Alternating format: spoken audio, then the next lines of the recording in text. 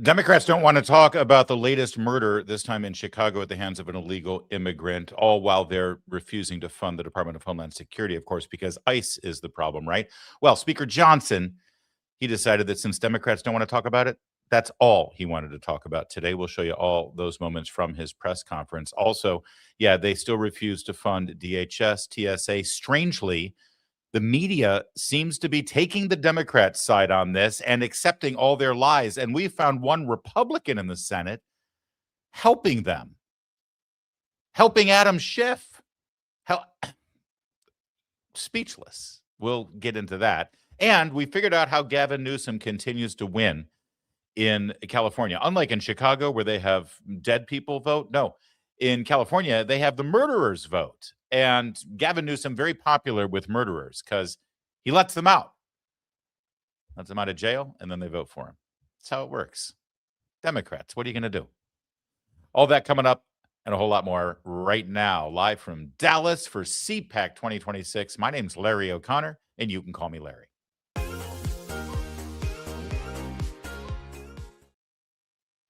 A young 18-year-old woman was murdered in Chicago last week, and it was because an illegal immigrant criminal was allowed to roam the streets because Joe Biden let him into the country, let him stay in the country, and because all the Democrats in Chicago and in the state of Illinois refused to cooperate with ICE and hand over these criminals to federal immigration enforcement. That's the bottom line. That's what happened.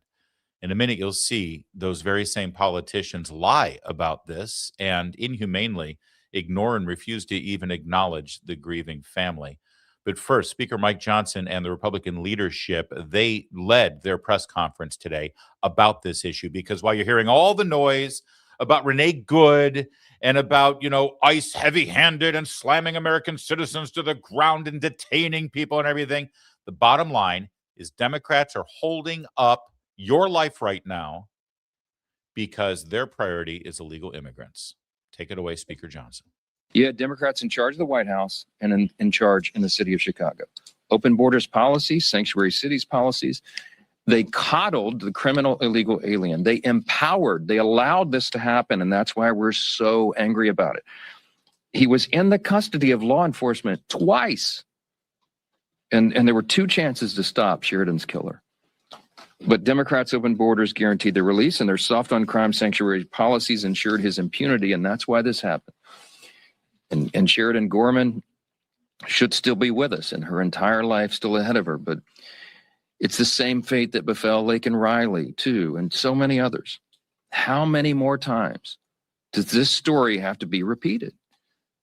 Everybody needs to be asking that question. Unfortunately, the Democrats' agenda was going to continue to come at the expense of American citizens, innocent American people, as long as the Democrats insist on shielding dangerous criminals from our laws. And that's exactly what we're seeing. That is. And just be clear here in case there's any ambiguity. Democrats right now refuse to fund the Department of Homeland Security unless their demands are met. And their demands are that ICE stop doing their job, that ICE does not apprehend and put into motion the deportation of criminal illegal aliens. They'll tell you that, we just want them to act like regular police departments. We just want them to get a bench warrant.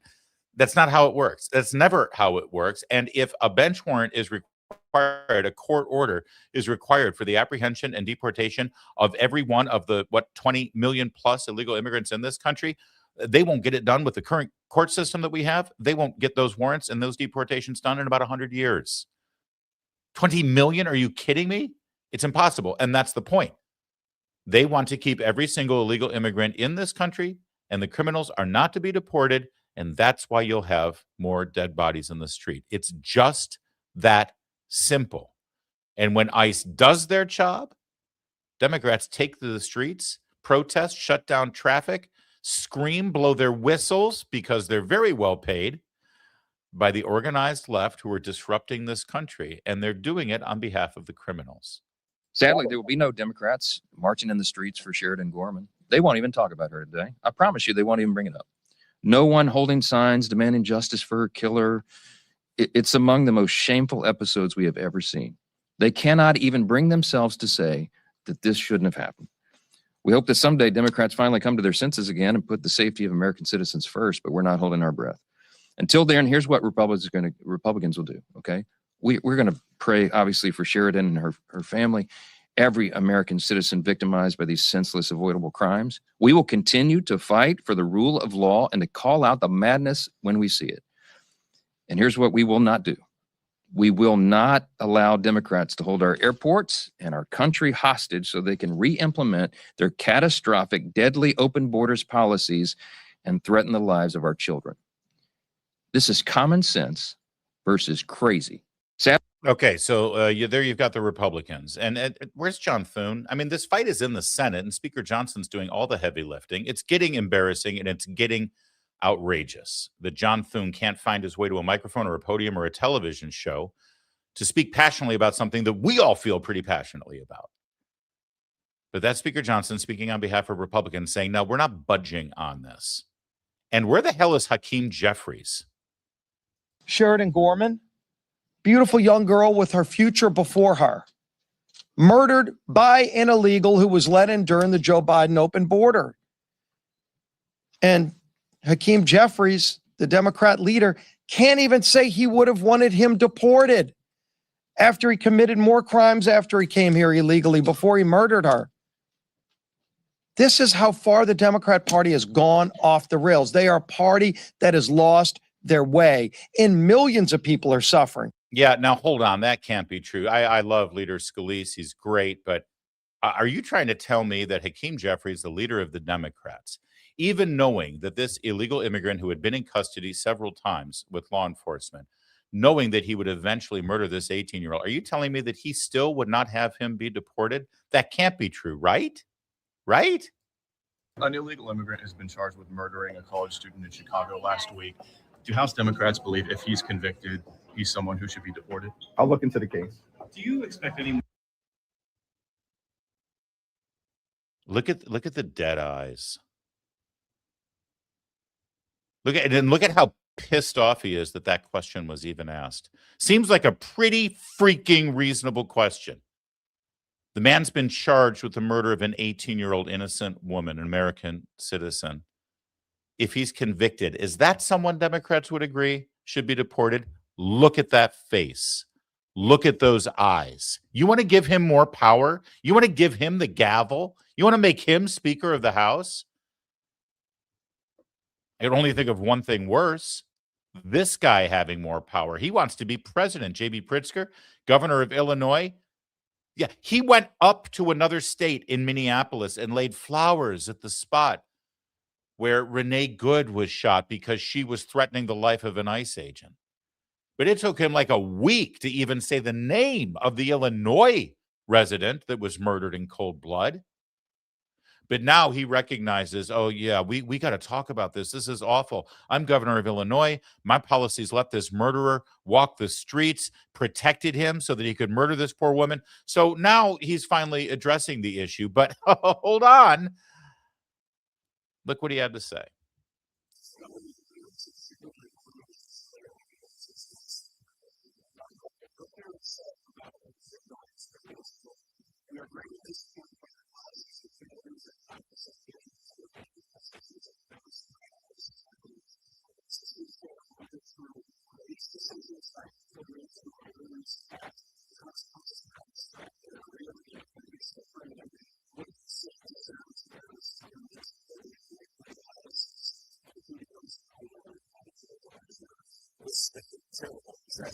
Larry, we're not getting volume on this one. You're not getting volume on that? Negative. Well, that's odd, isn't it? Well, maybe you can insert that later. But just so you know, what the governor says is that this was Donald Trump's fault. Yeah, I kid you not. Because he says, well, Donald Trump should have been focusing on the worst criminals out there and deporting them. And the fact that this guy was not deported, it's Trump's fault because he was going after, little kids with bluey hats instead of these murderers. And let me just explain something to you. They literally had this guy in custody, law enforcement in Illinois, and he was released, okay? There was a detainer. They could have handed him over to ICE. His state's policies, his city of Chicago's policies, and I believe Cook County, Illinois, refused to cooperate with ICE. So how the hell is that supposed to? So, and you just saw Hakeem Jeffries. Even this guy, Hakeem Jeffries, doesn't want to deport. But here's Governor Pritzker. You guys should probably get on the same page here with the talking points, because Hakeem Jeffries says we shouldn't deport this animal. And J.B. Pritzker says, yeah, this is Trump's fault because he didn't deport this animal before he committed the murder. You can't hate them enough.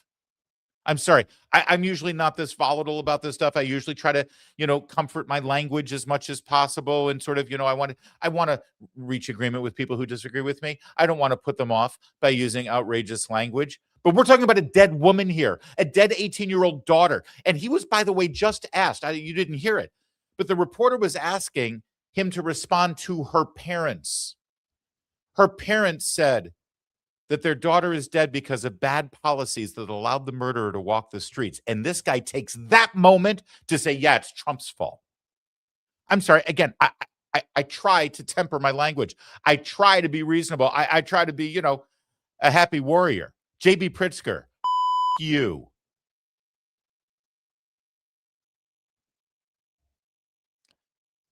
The mayor of Chicago also was asked about this murder. He wasn't quite as outrageous as J.B. Pritzker, but he is a moron, and he is absolutely infuriating. You've probably seen the statement from Sheridan Gorman's family, which talked about addressing what we heard last week from Alder Haddon about rejecting the idea that she was in the wrong place at the wrong time, and some disappointment over what they called failures of the system. I'm wondering if you've had an opportunity or taken the opportunity to speak directly with the Gorman family and share a little bit of that conversation if you have, or if not, what you would say to them. Yeah, well, I plan to. Haven't had that conversation with him yet. Yeah, he's got some really busy stuff to do, I mean, after all, it's March Madness. He got the NCAA. He's got to watch the brackets. Illinois, is in the Sweet 16. He'll get to it. And then he was asked, well, since they blame your policies for the murder of their daughter, will you at least apologize to them? We're going to continue to pray for those victims. Will you take this opportunity to apologize to Sheridan's parents for the policies that you have promoted that would directly caused her death? That suspect would not be in the city, would not be in the country, but for your policies. Will you take this opportunity to apologize? Well, again, I believe that we're all grieving the loss of Sheridan and other folks who have lost their lives because of senseless violence. And let's just be very clear, between the Safety Act and the Welcoming City Ordinance. The Welcoming City Ordinance was passed 40 years ago by the first Black mayor in the history of Chicago. And the Safety Act was passed under the governor at that time, who was a Republican, Governor Rauner. Thank you for your questions. So you will not apologize. Wait, what the hell is he talking about? And the question was, will you apologize to the family? Oh, we're all grieving, but don't forget, these laws are in place because of the first Black mayor. Wait, you're throwing the first Black mayor under the bus here? And a Republican governor. And ultimately, the laws that are in play here can be easily set aside so that the federal government can actually do their job, because they have supremacy here. And they will. When the federal government comes in and tries to do their job, these jackasses jump up and get their hordes of protesters in the streets who are actually a violent mob to try to stand in their way and keep them from doing their job. And it's not because he's trying to follow state and city law. It's because they find political value in putting lives at risk, in upending our immigration laws, and blocking the supremacy of federal law in the states. Because they're the same Klansmen Confederates that they were 150 years ago. The only difference now is that they don't want to fight for the states' rights to own slaves. They're fighting for the states' rights to keep illegal immigrant workers and criminals in their states, to boost up their census numbers for members of the House of Representatives and the Electoral College. And, of course, to provide cheap labor. Let's not forget that. I'm sorry. I'm at my wit's end with these people, and you should be too. I may not have said it clear enough earlier, so let me just repeat myself to the mayor and to Governor Pritzker and to Hakeem Jeffries. If you missed it, you. Coming up in just 60 seconds, Democrats lying about their filibuster stopping the funding of the Department of Homeland Security, media letting him get away with it, and a Republican senator helping out Adam Schiff.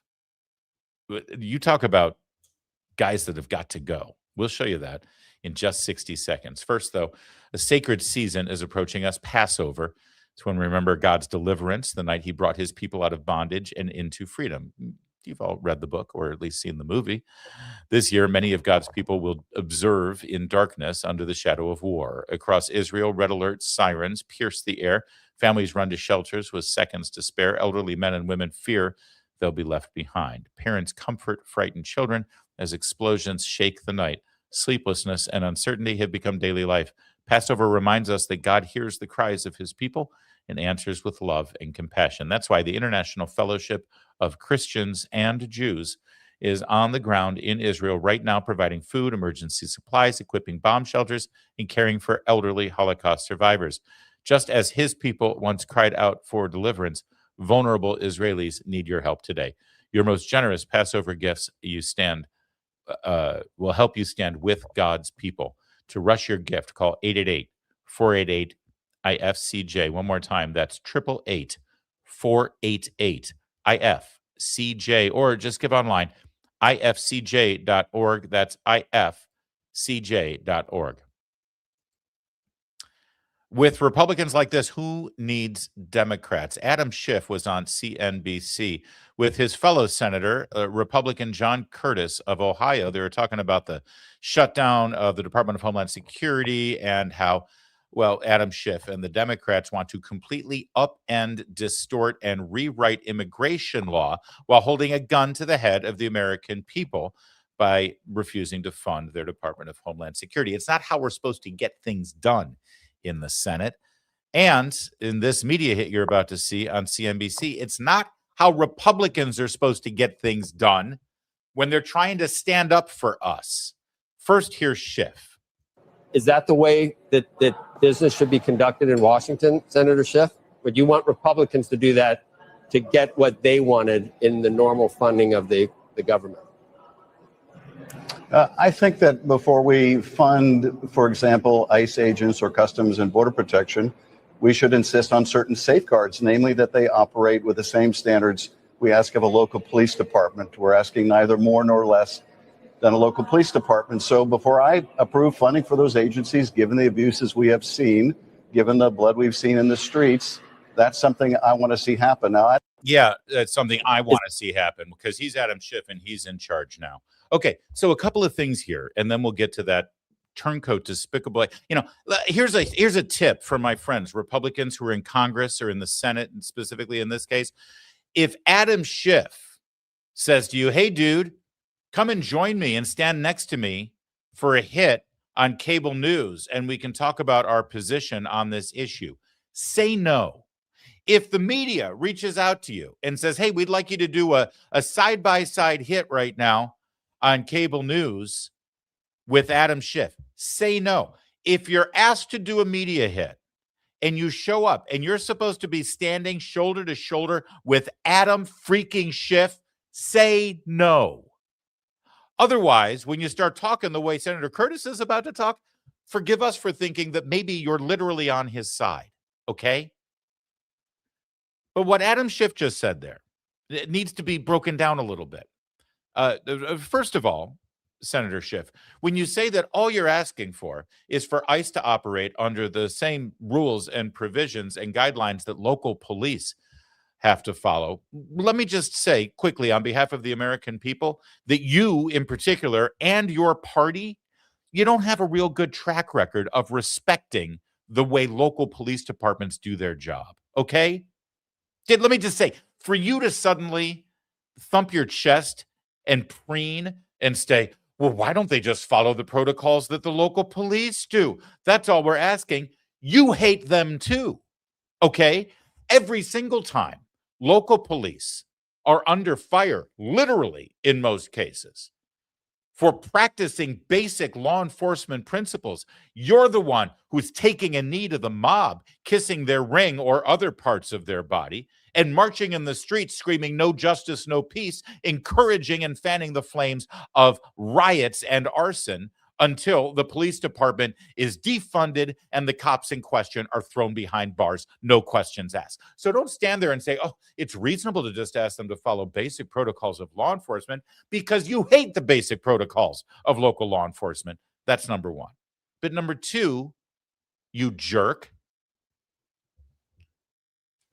play a little game with me. When ICE was created, that was a perfect opportunity for Congress. You may have been in the House of Representatives at the time, Mr. Schiff. I think you may have been, or your predecessors, certainly Senator Feinstein and Senator Boxer, your two predecessors there in the Senate. It was a perfect opportunity when they established the Department of Homeland Security and they established ICE for Immigration and Customs Enforcement to say, oh, and by the way, while we're creating this federal enforcement agency to enforce immigration laws and apprehend criminal illegal aliens and detain them and then deport them, we should probably have them follow all the basic guidelines, protocols, and requirements that a local police force would do, okay? Hey, why don't we do that? Yeah, they didn't do that, did they? Why didn't they do that? They could have. There's nothing stopping them from doing that when they created ICE, but why didn't they? And the answer is because they're not a local law enforcement agency, because they're not dealing with somebody who just robbed a car or shoplifted or even kidnapped somebody. That's not their job. They don't follow those rules. And immigration is not enforced through our judicial system. Immigration is enforced through the Department of Homeland Security and administrative judges, immigration judges. And you know that. You're not stupid, Adam Schiff. You're just, well, I don't know what's the word I'm looking for, a lying, evil jerk. So to sit up there and say, oh, all we're asking, we're just defunding Homeland Security and making everybody's lives less safe and miserable because all we want them to do is follow these basic rules. Why didn't you write that into the law in the first place? And the answer is because it makes no sense for immigration enforcement. And why isn't anyone in the media equipped to be able to respond to these talking points like I just did? Because everything I told you is true. And then we turn to his pal there, John Curtis in Ohio. He's up for re-election this year. Is it too late to primary this jerk? So he's up there, and I guess he doesn't really want to get out the vote in Ohio. I guess he doesn't want the base to actually say, yeah, this is why we need a Republican senator here. What you're about to see from this guy is Sherrod Brown, who is the deposed Democrat who had been a senator. Now he's running against this guy for his seat. This is the greatest dream Sherrod Brown can ever think of. I guess this guy thinks that he's going to, swing to the middle and appeal to Sherrod Brown voters. You idiot. If Ohioans are going to vote for Sherrod Brown after all these years, who was like to the left of Bernie Sanders, they're not going to say, oh, no, maybe we should vote for John Curtis because he's on television with Adam Schiff. Oh, never mind. I'm not going to be a Marxist anymore. How stupid can you be? Oh, so now listen, as the conversation turns to the disposition of the illegal immigrants in this country. All right, so what would you say we need to do then? What's your answer to that? I guess is like it every amnesty other. So first of all, you have to define amnesty. But any other crime that's committed here in our country, we define what we define what the punishment is, and we've failed to do that in this case. Senator Schiff, I thought I'd be arguing with you, not Senator Curtis. Look, I think we need strong enforcement of our laws, but we also need to enforce them with compassion. And I think it is also a false choice to say, well, we can't have a strong border unless we also allow indiscriminate immigration sweeps that cause chaos in our streets like we saw in Minneapolis. We should have a strong border, but we should also make sure that our ICE agents are operating lawfully, that they're not using excessive force, that they have warrants before they go into people's homes, that they're not racially profiling people. Yeah. So great job there, Senator Curtis. Great job. But it's funny. You can barely see Adam Schiff's hand up his butt operating his mouth like a sock puppet. But it's really impressive work here.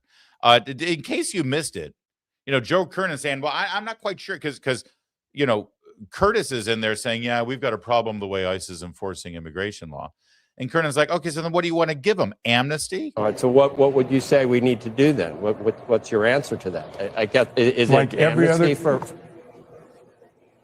So first of all, you have to define amnesty, but any other crime that's committed here. Again, I love Kernan looks at the other guy in the past. Can you believe this idiot?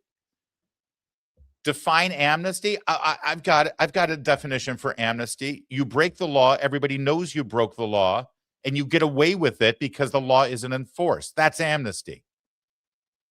I got it. Ohio, what are you going to do? Is he right? Please tell me he's being primaried. Good God, why isn't Vivek running for Senate instead of governor? I thought that I would be angriest at Democrats today, but Curtis. Let's swing over to this Democrat who will make me angry now. Good old Deadeyes there, who's way more charming with his mustache and his sombrero hat. Take a look at this one. In a country where the American people want immigration enforcement to be fair, just, and humane, we're going to continue to make sure that there are secure borders. But we do have a broken immigration system, and we should fix it. Let's do it in a comprehensive and bipartisan way. Wow. So first of all, every time they say the immigration system is broken, what they're saying is we aren't getting enough people into this country to vote Democrat. Okay, number one. Number two, when they say, yeah, let's fix it in a bipartisan way, that means, well, we see how they're operating bipartisanly, aren't we? They're in the minority in both chambers of Congress right now. And they are refusing to do any of the basic job functions, like, vote on things and pass legislation. They have ground it to a halt and are holding an agency as vital as the Department of Homeland Security hostage so they can get their way. Because they're all about bipartisanship, aren't they? Sure they are. And finally, I love the premise of this. With his little posters there. It's funny, the idiots who march in the streets who are funded by Soros actually have better looking, more professionally made posters than the guys who pull their strings in Congress. That's fine. But as he laid out the predicate here, and he said, listen, this is all Democrat. We just want to work bipartisanly. We just want to, make sure that things are done right. We fix immigration. But he began the entire thing by saying, we, of course, want secure borders. Who here believes the Democrats want secure borders? I would love for you to tell me if you are one of the people who actually believes Hakeem Jeffries when he says that they want to secure the borders. Everybody wants secure borders. Yeah, it's funny because every time they're in charge of the borders, they don't seem very secure. First time I've seen secure borders in my lifetime, the last year and a half. We can see what happened last time Democrats were in charge of the border, about how secure they were. So if he's lying to you about that, why would anybody think that he's not lying about everything that he tells you? But that doesn't stop people in the media from eating this up. I got to be real with you guys. Republicans are losing the PR battle on this thing right now. Democrats literally have they're in the minority. The American people have not voted them in the majority. The American people gave power to the President of the United States and the White House to enforce immigration laws. And it's Democrats who have refused to fund the Department of Homeland Security over immigration enforcement, who are actually winning this narrative, and people think it's Republicans' fault the TSA is not funding. I wish it weren't true. And part of the reason why they're winning is because they're just better liars than Republicans. They literally have no shame. It's the name of my book, Shameless Liars. It's about the media and Democrats. Same thing. You see, the only way a shameless liar gets away with shamelessly lying is if the people who are supposed to hold them accountable for their lies refuse to do so or are incapable of doing so. Here's a good example. So the Republicans have shut down the Department of Homeland Security because they don't want to get ICE under control. And as a result, TSA agents are being forced to work without pay. Americans are being inconvenienced all across the country, and chaos has been created in airports throughout America. Why? Because Republicans apparently want to continue to spend billions of dollars to unleash mass and untrained ICE agents to brutalize and kill the American people and violently target law-abiding immigrant families. It's insane. So the Republicans have... All right, a couple of things here. First of all, I apologize, Ohio. We went to start our show early, or at the last minute. I said, "Who is this guy?" Because he's such a freaking non-entity, and it was my understanding that he was the senator from Ohio, and I apologize.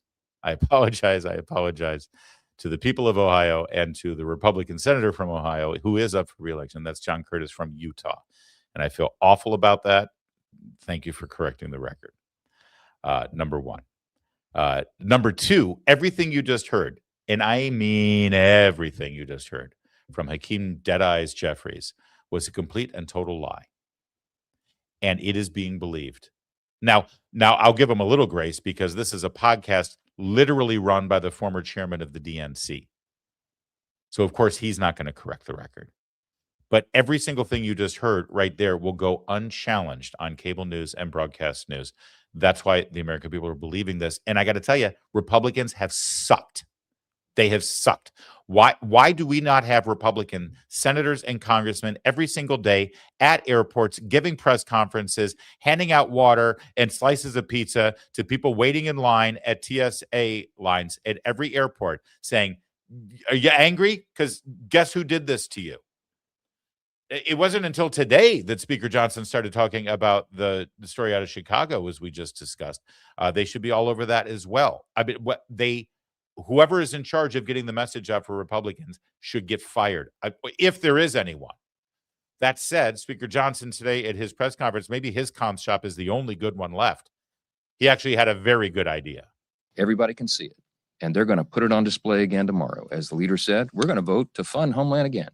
And I think that vote tally, that should be blown up. It should be put at poster size in every airport terminal so they can see who voted to keep those lines at TSA winding around the airports and to endanger everybody's lives. Take some questions. I don't know if he's saying they're going to do that because he said it should happen. He does this in his speaker's lobby. He's got right out in front of the speaker's office.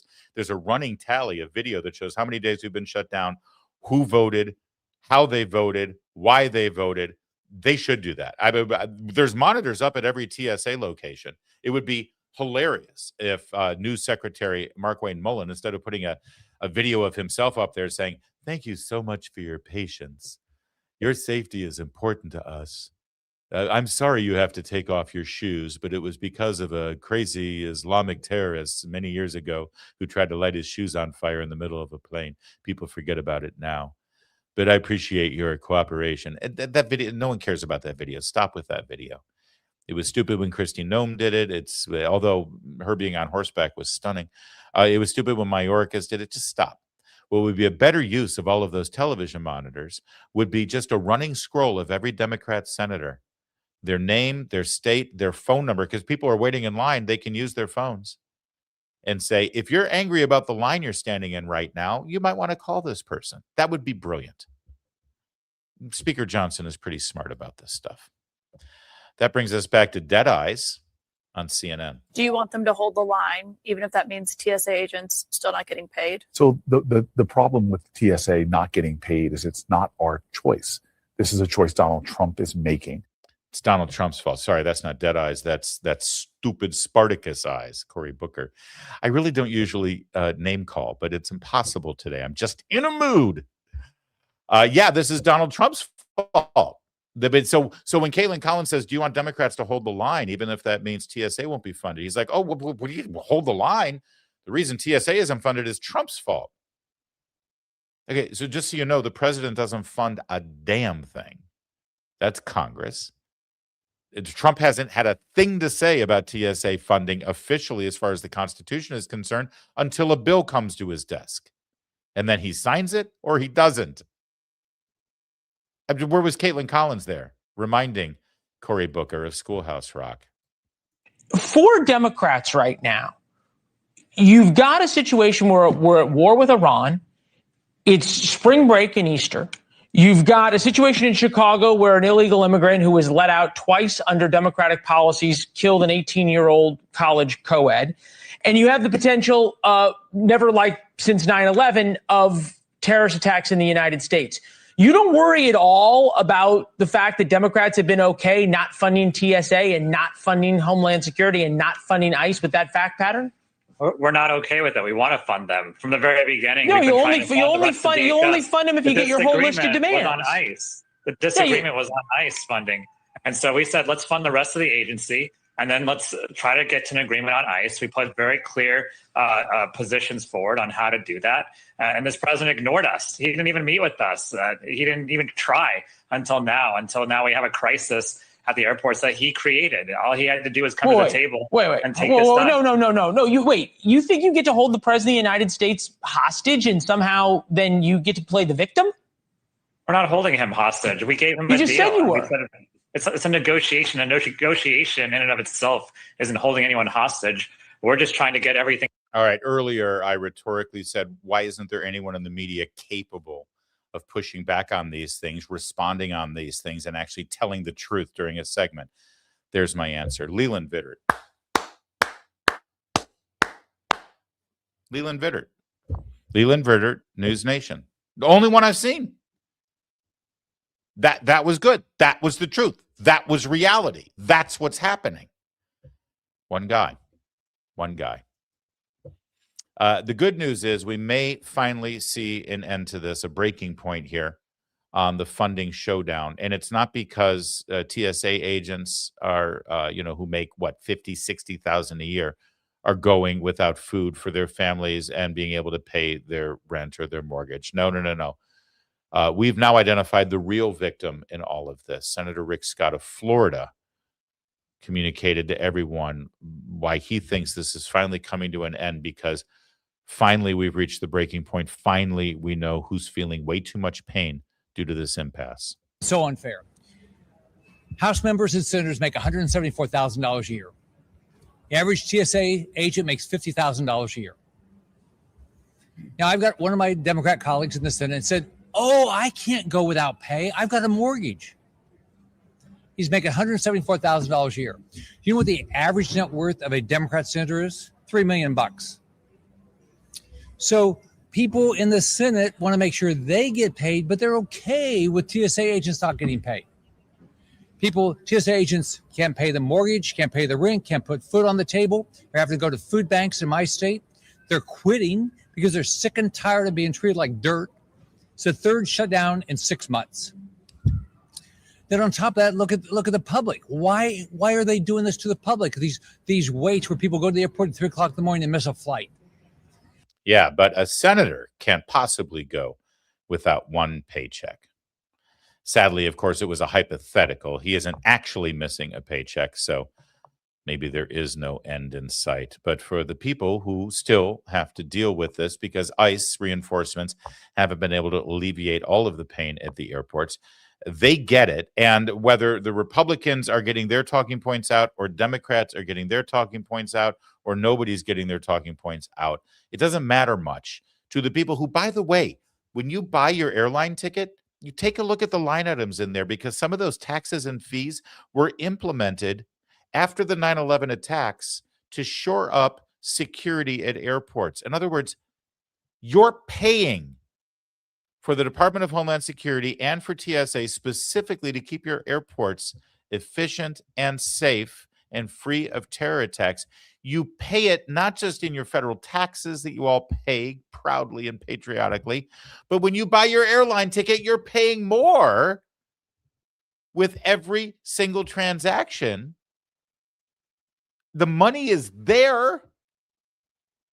Democrats just don't want to pay the TSA agents because they think they're winning a political fight that will give them power in November. That's the bottom line here. And so while you're standing in line, well, you'd be forgiven if you have reached the point that this young man reached in Houston. What's your message to Congress that could put an end to all of this? It would be ideal. This isn't working for us right now. Fire them all. Fire them all.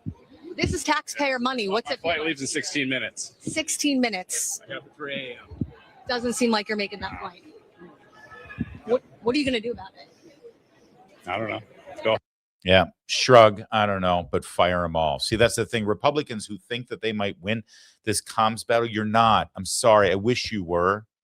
I wish Democrats were on the run. Maybe Speaker Johnson's idea of putting the vote tally up there is good. But for the most part, I think we don't care. Fire them all is what he has to say, which, sounds great. But if you go to the polls and fire them all this November, that gives Democrats power. That's just the reality of it.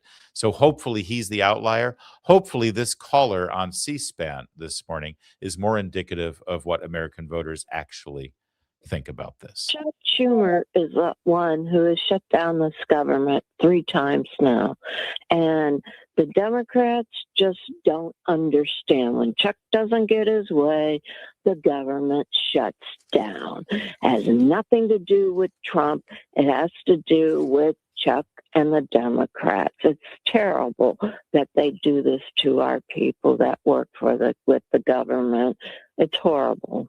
Yep, and it is absolutely true. It's all Chuck Schumer's fault. I don't know how this ends, but I wish I could see a little bit more fight with Republicans right now. I wish they were cutting through, and I wish a few more people in the media did a Leland Vittert there and actually pushed back on the bull that you're hearing from these Democrats. But I'm not holding my breath. I'm not holding my breath at all. Coming up in 1 minute, in Chicago that dead people vote, but did you know in California, murderers vote? Oh, and guess who they vote for? We'll lay it out in just 60 seconds. But first, guys, I've seen a lot of films about America's founding. And one of my favorites is the musical 1776. But very few understand what actually made this country exceptional. A Great Awakening does. The movie is called A Great Awakening. You see, before the revolution, there was a revelation. This film captures it in a way that honestly surprised me. Watching George Whitefield stride into a fractured set of colonies, preaching liberty in Christ with unapologetic boldness, had me realize something we don't talk about enough. The American experiment didn't begin in a committee room. It began in the human heart. What moved me most was the relationship between Whitefield and Benjamin Franklin. People don't know about this part of the story. Franklin, a printer, a man of reason, right? Finding himself drawn to a preacher whose message couldn't be measured in ink or in logic. Their friendship is portrayed with depth and authenticity, and it reveals a profound truth. Freedom can't simply be written into law. It has to be awakened in the people. This movie is in theaters April 3rd. It's more than a period drama. It's a reminder of who we are. Learn more today. Go to agreatawakening.com. That's agreatawakening.com. Gavin Newsom wants to be president of the United States, and if he, gets the votes to win the nomination, he's going to rely on some pretty unsavory characters. Watch this great moment, little man on the street here, where a dude reveals exactly who he supports in the future, and Gavin Newsom is his man. Guys vote for Gavin Newsom in 2028. I vote for him because he got me released from coming home from a life sentence. Really? Yeah. Wow. So, so he didn't hold me back. He didn't hold me back. He signed off saying I'm fit for society. So yes, I would vote for Gavin Newsom. I would probably vote for Gavin Newsom too if I were you then. And what'd he do for you then? Or what were you locked up for? If you don't mind me asking. I was locked up for murder, carjacking, and robbery. How would you guys vote? How does Nick Shirley just fall into this gold? How is it always Nick Shirley getting the gold? I love it, the backward walking and everything. What an endorsement. Some people wait for the LA Times to endorse them. Maybe Oprah, But Gavin, he's a man of the people. Well, certain people. Can we just one more time? This is downtown LA, by the way. In fact, I think this is out in front of the courthouse. This dude may have just gotten released. Nick got to watch himself, man. I told you, we got to get security for him. For Gavin Newsom in 2028. I vote for him because he got me released from coming home from a life sentence. Really? Yeah. Wow. So, he didn't hold me back. He didn't hold me back. He signed off saying I'm fit for society. So yes, I would vote for Gavin Newsom. I would probably vote for Gavin Newsom too if I were you then. And what'd he do for you then? Or what were you locked up for? If If you don't mind me asking. I was locked up for murder, carjacking, and robbery. How? Locked up for murder, carjacking, and robbery, life sentence. But Gavin Newsom said he is fit for society. My society, my California society. He fit right in. The only drawback is apparently he is an American citizen. I'm not sure. I'm thinking that he is. That's the only thing that sort of makes him an outlier in Gavin Newsom's California. But everything else fits perfect. I wonder if this was part of the deal, though. One wonders if Gavin Newsom's like, all right, I'm gonna release these carjackers and murderers, but you got to bring something to the table here. You got a life sentence. Can I count on your vote? All right, done deal. Did it himself. No auto pen needed. You think I'm overstating the case about Gavin Newsom's California and what's going on there? All right, here's a report from the local Los Angeles station. This is bad, and the area isn't safe either. We actually had to drive a few miles away just for safety reasons for this live shot. But the things we saw, we won't forget. An up-close, exclusive look underground at living conditions too extreme for words. It's hard to imagine someone living in there. Trash, human waste, and an overpowering stench. I gotta get back. Just moments earlier, we watched someone climb out of that storm drain using the sewer as shelter. Yeah, but who did she vote for? You got to fight. See, this is where Nick Shirley comes in. See, I mean, I love the local Fox station in LA, but step up. You got to run over to her and find out, number one, who she voted for, and number two, more importantly, how often she voted. All right, we'll watch the end. She's literally living in the sewers, like Les Miserables. Water and food? Her answer's hard to understand. But the area, 88th and South Grand, overwhelmed with RVs, tents, and trash. Hello, yes. Juan Nala with nonprofit Clean LA with me was picking up garbage here Monday. We got a lady living down there. When he saw not one, but two people emerge from the storm drain. I can't explain that. You know, a person living like a rat, worse than a rat. Come on. Hello. And just 2 weeks ago, it happened again. Someone is living in there. Another street in South LA, another person living underground. It's a human being. Why are we accepting this? Why? All the officials, they have to do something. They have to fix this problem. It pisses me off. That's why I was like, what y'all doing? Finna tell them to clean it up? Neighbors angry, say they've reported the problems, but feel ignored. Like, we need y'all help. We need that money. The public here need that. A shocking snapshot of survival at its lowest point. This person doesn't deserve to live like this.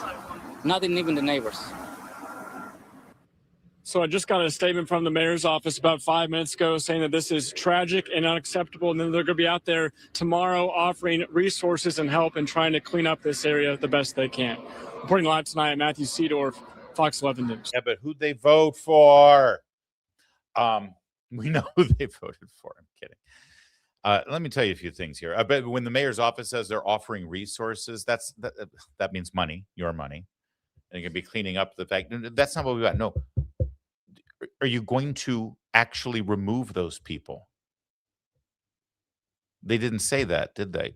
Just so you know, for several years, I had a radio program in Los Angeles, talk radio program in Los Angeles, where we covered this. It was during Gavin Newsom's end of his first term, I believe it was.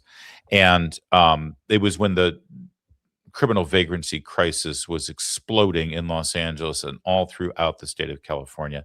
And let me just fill you in on some things that Gavin Newsom will not tell you.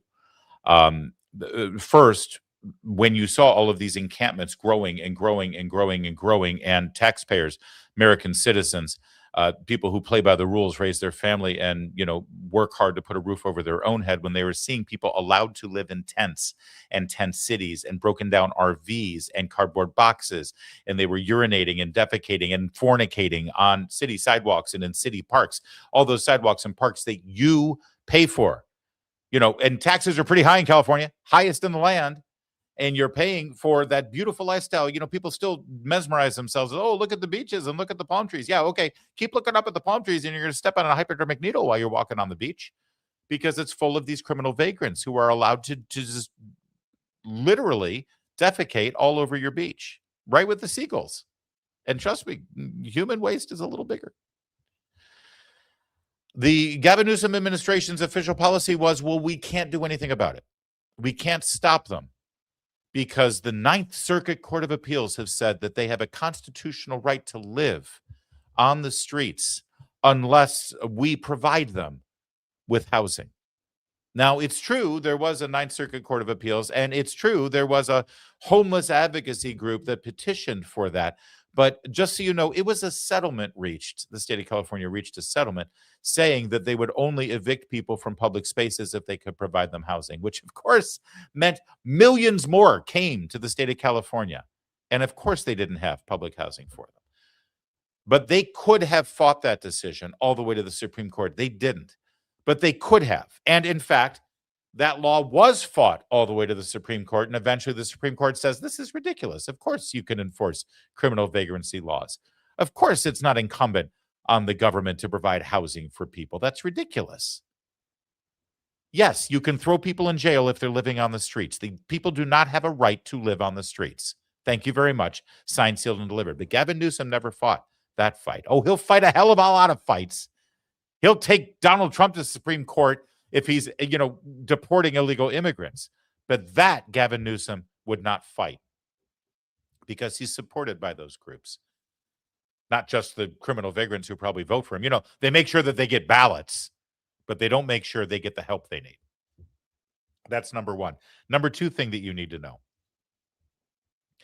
I've lived in many big cities in my lifetime. One big city actually tackled the criminal vagrant crisis humanely and efficiently and effectively. And believe it or not, you'll never guess what city it was. It was New York City. The mayor was Rudolph Giuliani. It was 1992. He came into office and he said, here's what we're going to do.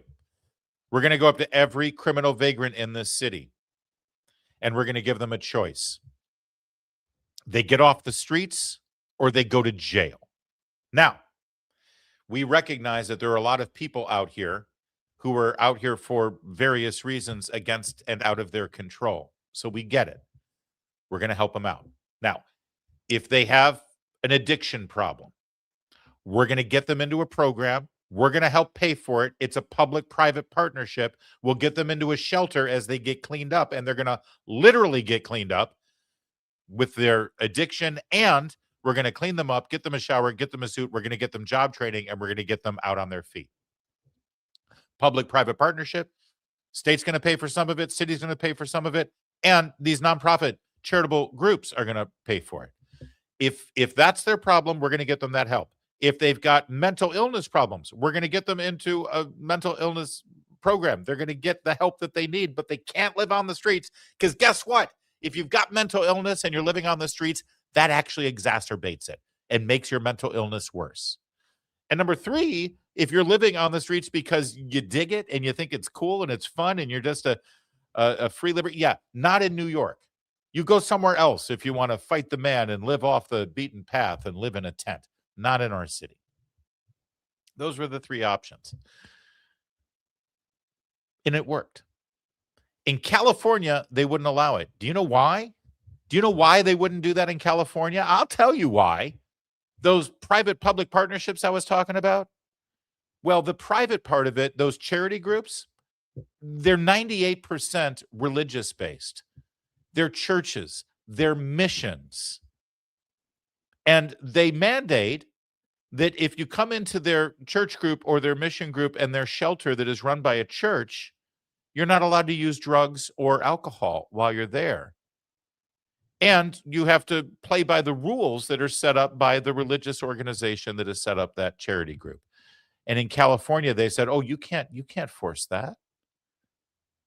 You can't make people be clean from their drugs. You can't make them be sober. You can't make them adhere to a prayer before meals. Ugh.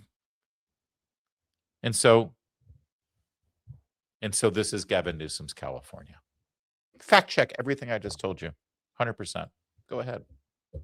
Now, the good news is Gavin Newsom might not be able to bring his reign of terror outside of the Golden State and into your state, because he made one of the only missteps you see from this politic, because he is slick, man. He is super slick. But in this podcast that we shared with you yesterday that he did with, I believe it's Politico, he made a very rare mistake. I want to remind you, he's a Democrat running for the Democrat nomination, and he was asked about his support for Israel. And wow, you talk about an unforced error.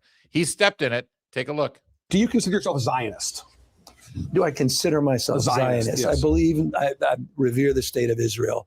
I'm proud to support the state of Israel. I deeply, deeply oppose Bibi Netanyahu's leadership, his opposition to the two-state solution, and deeply oppose how he is indulging the far right as it relates to what's going on in the West Bank. Do you regret using the word apartheid to describe Israel? I used it. I do in this context that I said it, and I referenced why I used it.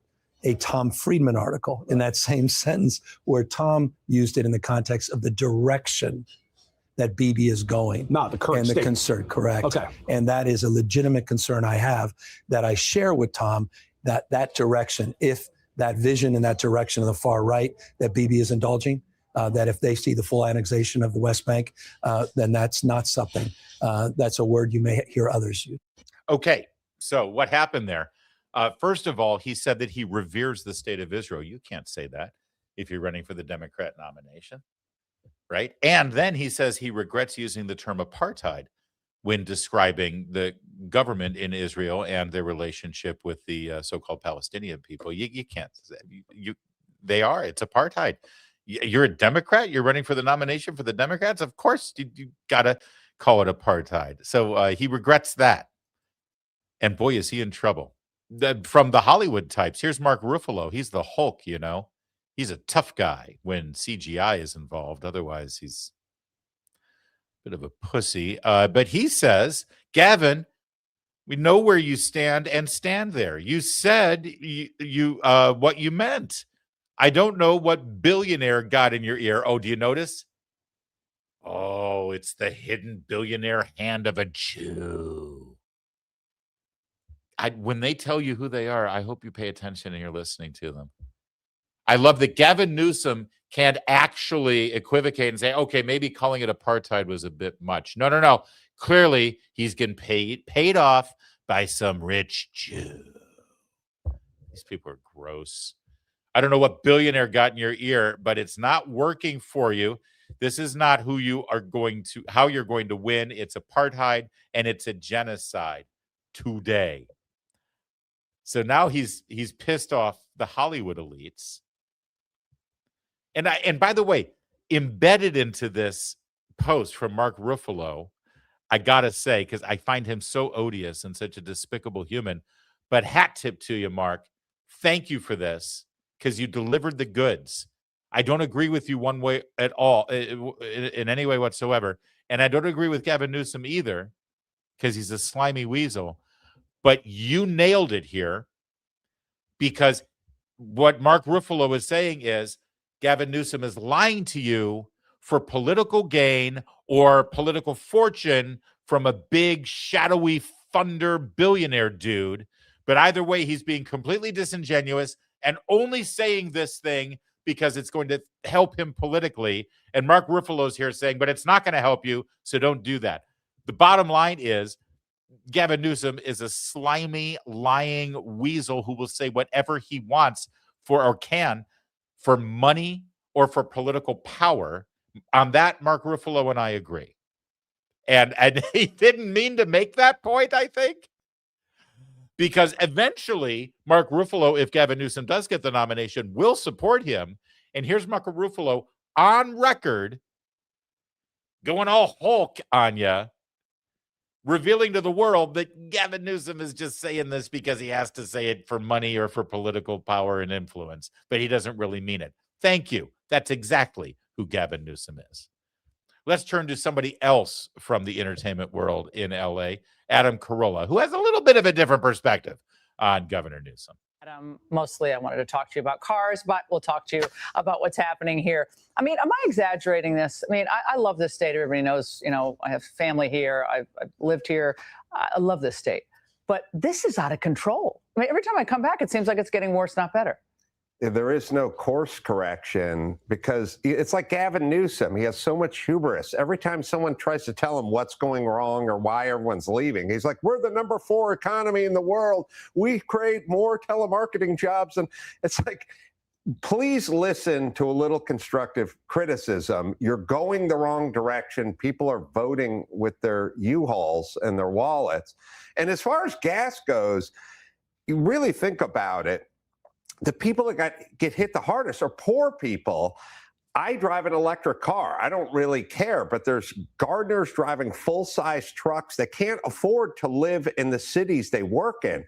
You can't, you know, they work in Malibu. Malibu is being rebuilt. The Palisades are being rebuilt by people who live nowhere near the Palisades or Malibu because they can't afford their blue-collar working guys. So they drive full-size pickup trucks at $7 a gallon, and they have to drive in with equipment. They're getting like 5 miles to the gallon, and it's crushing. It's a brilliant point, actually. Not something new to Adam. Carolla makes brilliant points all the time. Love his podcast, always have. It's a great point, and he's very smart and has a great perspective on California.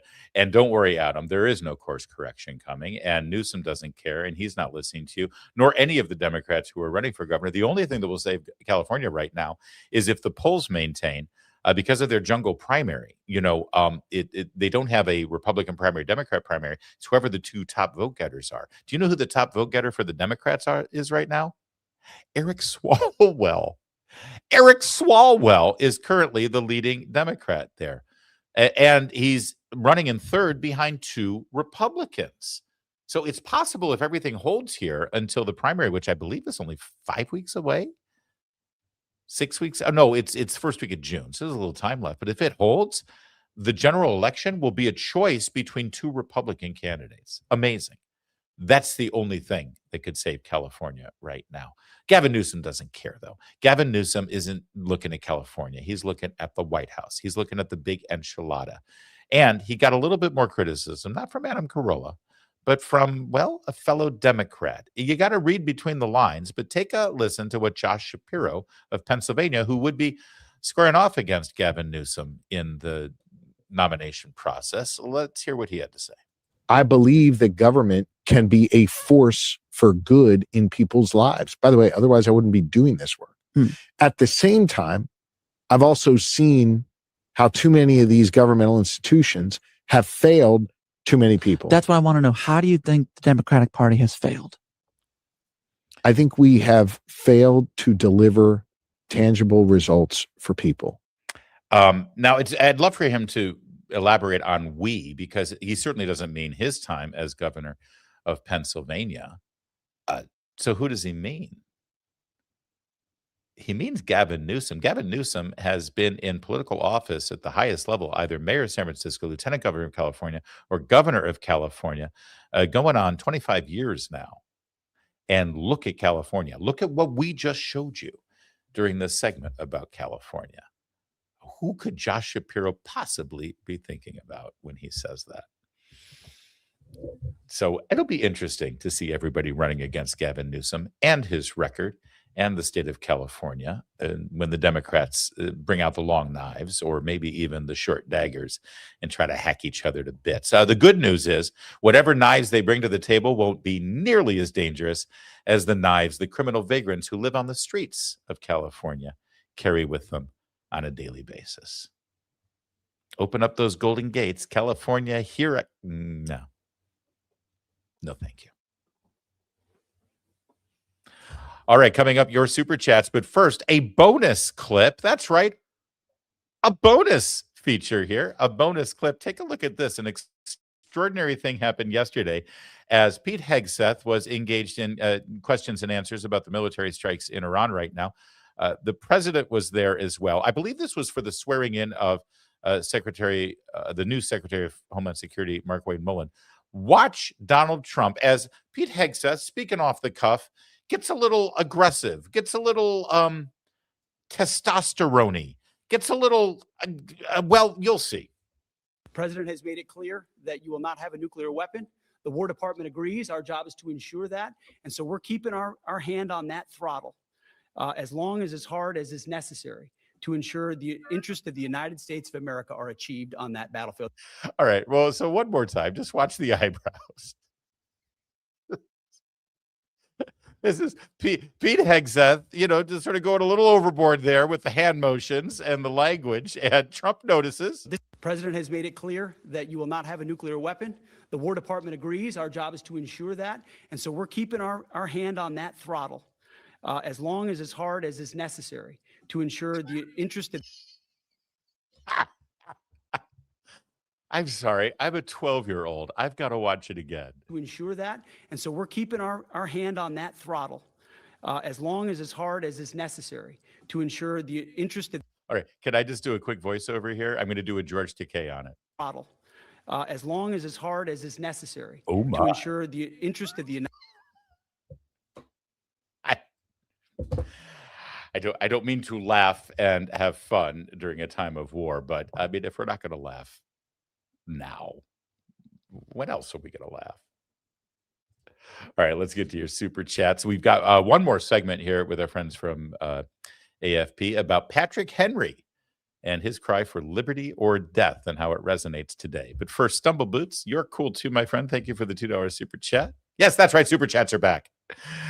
Calvin Henshaw, $5. When will Congress be held accountable for the lies they spew? Well, this November is a good time. This November is a great time for that, Calvin. That's the only way we can let our voices be heard and hold them accountable. Thanks, Cal. Psychological projection is 2 pounds. It depends on what the meaning of the word is. Which what are we, is that what in reference to? That's about John Curtis. Oh, God, define amnesty. The senator from Utah. Thank you, PP. Dave, $1.99. Happy No Kings 3 this weekend. No Kings since 1776. That's right. This weekend? It's July 4th, isn't it? All right. Thank you, Dave. Jeff Depew, $2 super chat. Wait. Oh, it was Lexington and Concord. I think he's referring to Lexington and Concord. Jeff Depew, $2 super chat. America, U.S., we do not hate mainstream media enough. Yeah, I know. I was very angry today. I'm sorry. I'm usually not so angry. I'm a happy warrior. Stacy with the 2222 and those wedges. Rando comment. Loved yesterday's background green light and the shot angle with you moving the mic around. Caught the show late and I wanted to let you know. Love you. Have a funzo time at CPAC. Thank you. Yeah, this is my CPAC background, but we'll be back on our regular set. That's my new set, Stacy. And we're still making modifications, but thank you for the positive feedback. Pete's Girl 420, man, $5 super chat. It's beyond frustrating the fact that all the ICE chaos was caused by those twisted privileged protesters. Notice it's only Dem-run cities and states. Amen, sister. Thank you, Pete's Girl. Jeff with $2. Larry, I didn't have to push the button. Larry, this one? It's my old button because I'm traveling. I've got my old mixer and that button. I'm sorry. Stacy, 555. Can someone let Mayor Johnson know that if the first black mayor was Harold Washington from 83 to 87, not Lori Lightfoot, JFC, how does he not know this? Thank you, Stacy. Yeah, I don't know who he was referring to. Jeff Depew, although Lightfoot was the first black female lesbian mayor of Chicago. Check those boxes. Check those boxes. EIC Network, excellence in commentary. Stop with the Rush comparisons. Thank you, Jeff. God Best Friend, £5. It was Mark Zuckerberg who donated $400 million to help the Democrat mules, if I recall. With his get out the vote efforts in certain districts during 2020. Ron Ray, $2. Bill Gates pushing digital ID hard right now. I didn't see that. Take a look at it. Thank you, Ron. Harry Grafton, $5 super chat. Didn't Trump use the same hand motion talking about Fanny? Oh, did he? I'm not sure. I'll have to take a look for that video too. Hard, no matter how hard. You like that clip, don't you? Kevin, was that your isolation that you did? No, that wasn't. It was some other smart content creator out there, but it's so freaking funny. Excellent. I love it. The eyebrows are amazing. All right. Thank you for your super chats. Let's keep going with the show. Give me liberty or give me death. It's got a nice ring to it. I wish I had come up with it, but I didn't, obviously. But the words of Patrick Henry continue to ring free in the hearts of every single American who embraces what this nation stands for. And this week, 251 years ago, is when that famous line was uttered by Patrick Henry in Virginia during a debate. And many believe that that kind of action and momentum and passion sort of inspired what came in the next 12 months, which eventually led us to where we are right now, celebrating our 250th anniversary. Also, by the way, this week is Patrick Henry's birthday. So let's celebrate the man with friend of the program, David Fromm. Of course, he with the American Potential podcast and our friends at Americans for Prosperity. Patrick Henry, he's not on any money, David. He's not on any coins or anything like that. And we all know what he said. Sadly, I don't know everybody knows who said, give me liberty or give me death. But he's one of those founders that really did make an impact. And he doesn't get nearly enough attention. Yeah, I think maybe in Virginia they know him a little better because he was the first governor of Virginia. He was a delegate to the Continental Congress from Virginia, which was arguably the most important state. So he was a huge figure, but everybody knows his speech. And, I do think it's a great time to celebrate his words, which are, they were about action. And I think that's one of the things that we want to talk about as we reflect on the 250th birthday of America is taking action is what spurs change and the kind of the rebirth, the continual rebirth of our freedom-loving, republic. Yeah, David, I think it's important to know that whether it's a monarch 250 years ago or whether it's some sort of dictator today or a totalitarian regime, they're not going to give you freedom. They're not going to give you liberty. You've got to take it. That's what Patrick Henry was saying. Because up until then, everyone was griping, everyone was complaining, everyone was leaving comments on Facebook pages, but nobody was actually taking action. This sort of got the wheels in motion, right? Yeah, I mean, he's really credited with that exclamation point. It was a debate in Virginia as to whether or not to raise a militia, and only a few weeks later, the battles of Lexington and Concord happened. So, right. Gosh, I'm glad they decided to take action. But he was that really definitive voice. He was a leader there in Virginia, but he gave voice to, I think, what a lot of the patriots were feeling, because there was a very sizable number of people who were just like, oh, we'll just keep talking to the British, dealing with their the things that caused grievances, the things like the Stamp Act or the Intolerable Acts. And they were just dealing with them and kind of just going along. And Patrick Henry said, no, it's time for us to take action. Yeah, and David, if I can just take a quick moment to tweak my liberal and libertarian friends, this was a meeting of the House of Burgesses, right, which was basically their representatives, their House of Delegates. But there's got to be a mistake here, David, because it was the setting for this speech. I've been there. It's St. John's Church. I thought we had separation of church and state. How on earth did this happen in a house of worship, David? Yeah, right down in Richmond. Great. What a great city, by the way. I just like to say, one of my favorites. Yeah, I mean, that's how a lot of this happened, right? I mean, a lot of these folks, they were, their desire for liberty and freedom was rooted in their faith, right? And yeah. That's where, even when we look at our founding documents, like the Declaration, it says very clearly that our rights are given to us by our Creator, not by a monarch or a dictator or the government at all. Yeah, outrageous, revolutionary kind of thought that is. David, let's fast forward to today, because in the true spirit of Patrick Henry and trying to take action and do something and engage in a passionate debate, for some reason, the members of the U.S. Senate right now can't really find a way to fund something basic like the Department of Homeland Security. They're literally doing nothing about it. And instead of engaging in debate, they're just sort of passing recriminations back and forth to each other. Now, listen, you and I, we know the reality of this. The Democrats decided that they were just going to refuse to fund it, and they haven't come to the table to even debate the issue. But it's a pale comparison, isn't it, to the revolutionaries who actually founded this country 250 years ago? Yeah, it's just disappointing to see where we're at. I mean, look, I was telling you, I'm in D.C. right now, and I traveled here without incident. But one of my colleagues, she traveled through Atlanta, and she literally stood in line for 7.5 hours. 7.5 hours. I couldn't believe she did it.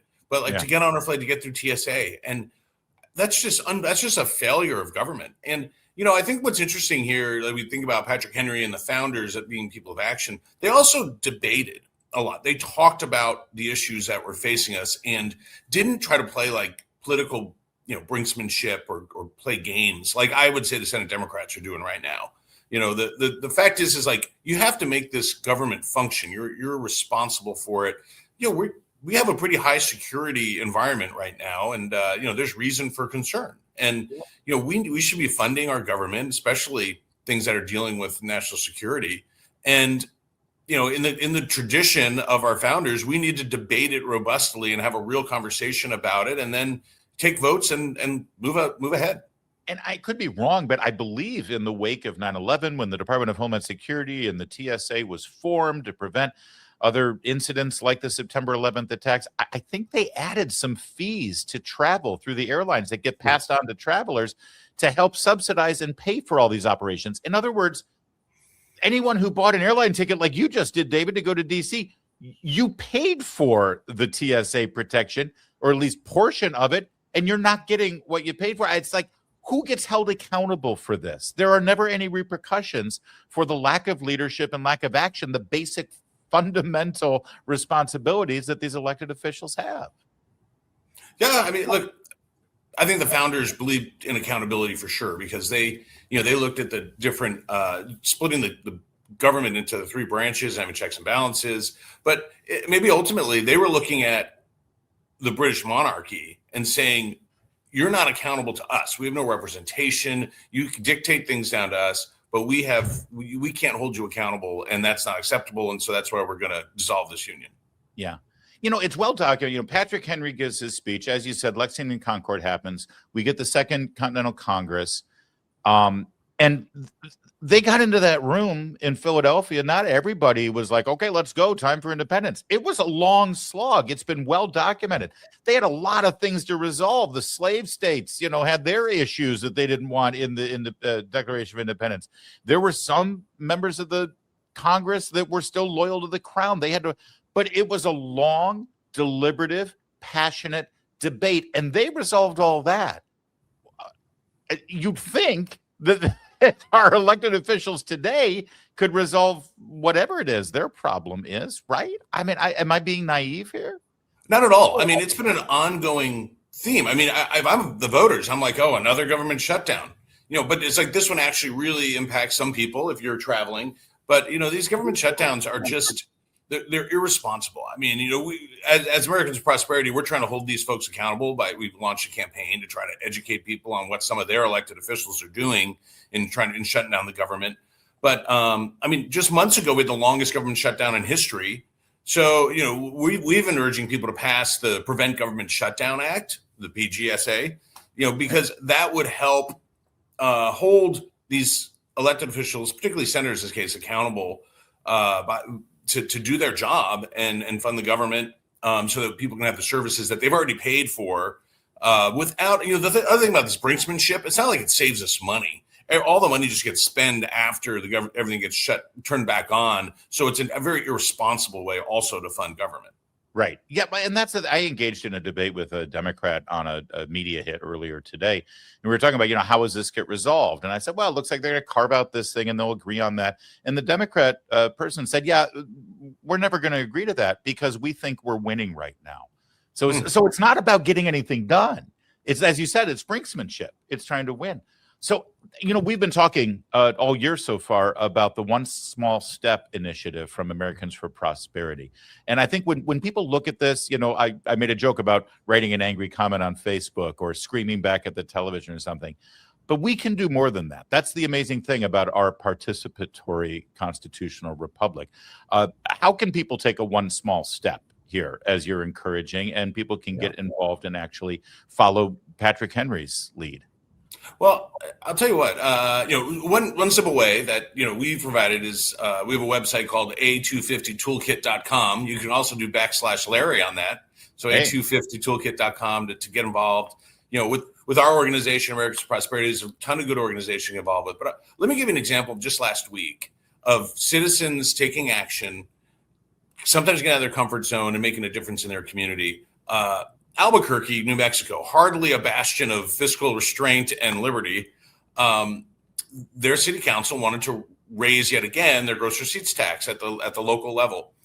One of our leaders there, Bobby Curtis, she organized a bunch of folks. She got 26 people come to a training at the office, and then the next few days later, they showed up at the city council meeting. There were 30 people that showed up there, testified against it, and lo and behold, the proposal of the tax hike went down 8-1, and it was defeated. And that was regular folks stepping up there, letting their voice be heard in a public forum, which takes courage. That's one of the things I think that we don't want to miss about Patrick Henry's legacy here is like, it takes courage to stand up, in his case, to say, give me liberty, give me death. But a lot of times for us, it's locking arms with our fellow citizens and taking that step forward collectively with courage and saying, hey, I don't want my taxes raised, or I don't want my rights infringed upon. Yeah. But the critical thing about what Patrick Henry did there is, this is a huge moment in history, but all it really was one man standing up and passionately speaking his mind. And, well, the rest is literally history here. But these major events happen because of individuals who step up and participate. And I don't want to fool anybody. You don't have to be eloquent. You don't have to come up with a brilliant line that'll be remembered 250 years later. You don't have to say anything. But you just got to be involved and be passionate about it. Honestly, the tools are there right now to be able to make a difference, aren't they? They are. More than ever, digital engagement does matter. I don't think it should be the end all be all. We really do think people need to get up off the couch and take some action. But there's ways to make your voice heard. I think still kind of being part of a community, joining with other people who are interested in trying to make a difference, just amplifies your voice. That's one of the things I feel like Americans for Prosperity does well, is we help try to aggregate voices so they're louder when those elected officials hear them and they're more impactful. But it's about if let me put it this way, if a lot of people, tens of thousands of people got off the couch, got together and made their voice heard, it'd be pretty transformational in our government. Well, and let me just say this, all of the toolkits that you're talking about at a250toolkit.com/Larry, by the way, I didn't know there was a /Larry. That's very exciting. So go there, specifically for the tools that we put forward for you. But let's be real here. All of these tools and all of these initiatives and the stuff we're talking about, it's to make us freer. It's to give us more liberty. It's to be able to empower us and put more empowerment in our hands, more ability to be able to live our life free of constraints and regulations and the government sort of directing us and taking our freedoms away. There's way more money on the other side. There's other digital tools going on for those very same ideas of people who want to take those freedoms away. They're organized over there on the other side, aren't they? Yeah. Well organized. We never underestimate our opponents. And there are people out there, we've seen in elected office, but they don't want you to have the rights that we enjoy, the things that we've taken for granted for decades or centuries. That's right. But here's the good news. King George III was the most powerful monarch on the planet, and he had the most powerful military and navy on the planet. Patrick Henry, he got the ball rolling, and look what happened. Here we are, 250 years later. So one small step. Let's get it done. Yes, they're powerful. They're organized. They got money. But we got a250toolkit.com/Larry is what we've got. And that's how we're going to get things going. All right, David, thanks for joining. I love that we got to celebrate Patrick Henry here. This final week. He did the speech, he did the birthday, and everyone should go to Richmond and go to St. John's Church. It's actually a very cool thing. Although these days in Richmond, watch yourself down there. It's a different climate. The redcoats have taken over, David. It's still a great city, but it's a little different. Yeah, the red means a little different down there now than it did back then. All right, David, thank you for that. Appreciate it. And everybody, of course, check out David's brilliant podcast, American Potential. And that's it for today, and that's it for our program. Thanks for watching. We'll be back tomorrow. You know that, live here in Dallas from CPAC. And until then, my name's Larry O'Connor, and you can call me Larry.